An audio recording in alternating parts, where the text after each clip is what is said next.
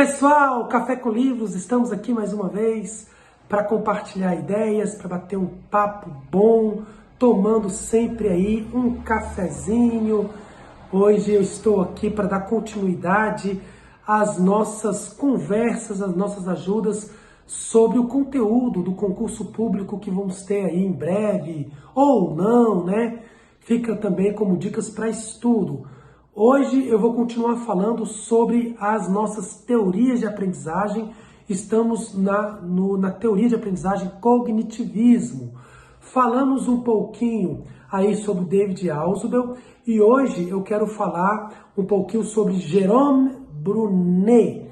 Jérôme Brunet, que também é da teoria de aprendizagem do cognitivismo, ele é um teórico que é professor, né? Ele deu aula na Universidade de Harvard. Ele desenvolve a sua teoria, lembrando que a teoria do cognitivismo tem a ver com os processos mentais, tá, gente? Sempre lembrar isso. É aquela teoria que está ligada a processos mentais, ou seja, o aprendizado, ele ocorre de acordo com aspectos mentais, processos mentais, onde o sujeito, ele interage com fatores externos. Então, o sujeito ele não está isolado. E para que haja essa interação com fatores externos, nós temos que ter vários mecanismos que possam ajudar, auxiliar essa interação. Então, signos, símbolos, qualquer ação externa. E aí nós tivemos a aprendizagem significativa do David Ausubel e agora vem Brunet. Brunet ele separa como representações, ele chama de representações, que se assemelha um pouco aos estágios do desenvolvimento lá do Piaget. Ele vai chamar de desenvolvimento aprendizagem como representações. E ele chama então de aprendiz. O estudante, né, ele vai chamar lá, e lembrando que são psicólogos, tá? É a psicologia do desenvolvimento. Teorias de aprendizagens da psicologia. E aí nós vamos chamar de aprendizes. O currículo, para ele, o currículo tem que ser trabalhado em forma de uma espiral, como se fosse uma espiral. Por quê? Porque o aprendiz, ele vai olhar o currículo como espiral, olhar e rever e perceber sua profundidade o tempo todo. Não tem que ser uma coisa estagnada, mas você vai poder ir e rever e perceber a sua profundidade. E aí nós temos o desenvolvimento por representações. Primeiro, que é importante dizer que em relação ao Piaget e ao Vygotsky já é outra teoria de aprendizagem, né, que é o histórico crítico ou crítico social, histórico crítico é outra coisa, mas em relação ao Piaget e ao Vygotsky, o Brunet, ele se aproxima um pouco mais do Vygotsky em relação à defesa da linguagem. E ele se afasta do Piaget, isso é importante na hora do concurso, porque ele acha o Piaget muito solista, muito raso quando fala da linguagem. Isso é um ponto importante, cursistas, viu? Vocês estudiosos aí para o concurso público.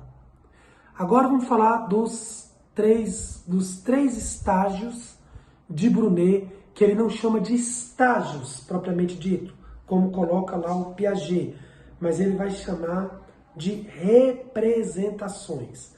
A primeira representação que ele chama de representação ativa é aquela representação que ele chama de representação ativa, que é quando há o interesse em manipular o mundo pela ação. Então, se inicia pelo interesse de manipular. Eu quero manipular o mundo pela ação. Eu vou interesse mental. Lembra? Mental. Elas começam a querer manipular a partir da aquisição da linguagem. As primeiras palavras, não digo nem palavras, né? Mas as primeiras sílabas mesmo, depois da formação das palavras, elas começam a querer manipular pela ação, começar a querer tocar, começar a querer se articular. Isso Brunet chama, então, de representação ativa. Tem que ser ativo. Segunda representação, icônica. que é aquela operacional dos objetos. Talvez no estágio de conhecimento, no estágio de aprendizagem lá do desenvolvimento do Vygotsky, do Piaget, seria aquela mesma operacional lá. E aí ele chama de operacional, que é a manipulação, aí ele começa já a manipular símbolos. Né? Começa a manipular a simbologia, mentalmente falando. Símbolos, sinais. Terceira e última, ele vai chamar de representação simbólica. E por que representação simbólica? É quando começa já a dominar símbolos, signos, e se utiliza desses símbolos para operacionar, né? Seria, indo lá em Piaget, naquele estágio das operações formais já. Então eu vou até colocar isso aqui. Vou colocar aqui. Eu fiz um esquema como sempre.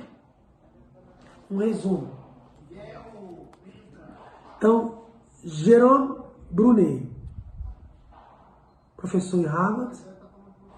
O currículo deve ser espiral,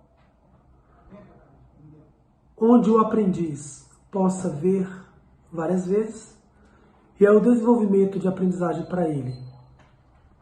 O aprendiz em 3 fases. Primeira fase, que é a primeira representação ativa. Segundo, representação icônica, eu até marquei aqui icônica.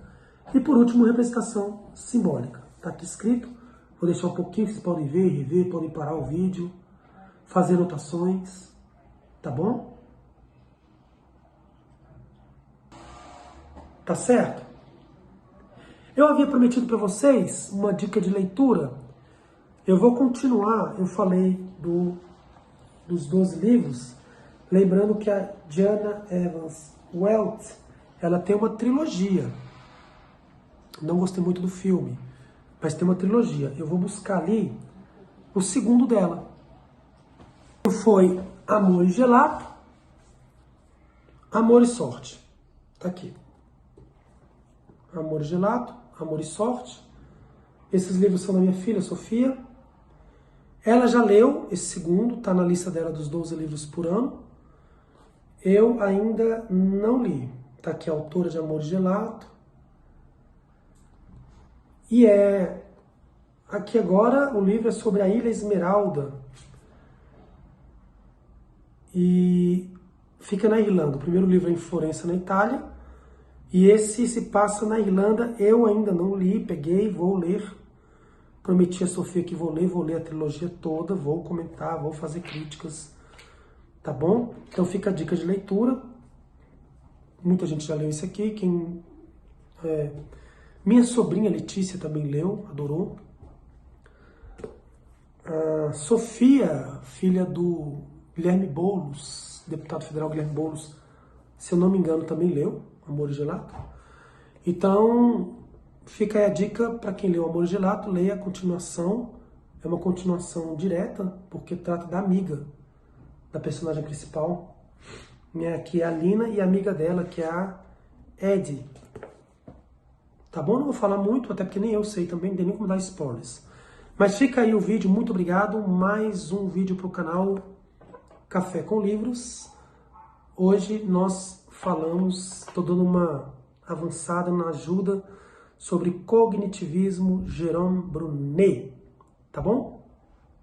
Valeu, gente. Até a próxima.